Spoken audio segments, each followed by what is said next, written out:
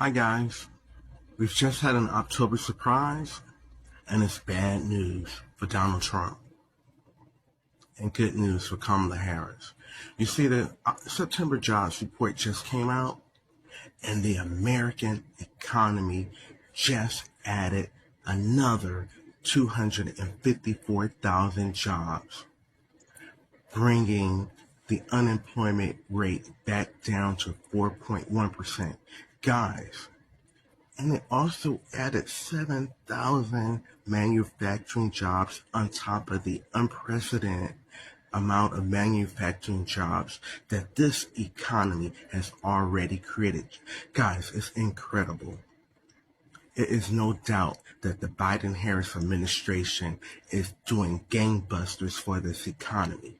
So much so that the stock market was on a record pace yesterday, guys. Wake up. Let's break through the mainstream media lack of attention and the right-wing propaganda and Donald Trump gaslighting you to doubt the strength of America and its economy. No more. America, we've been back. We've been great, and we're going to stay great.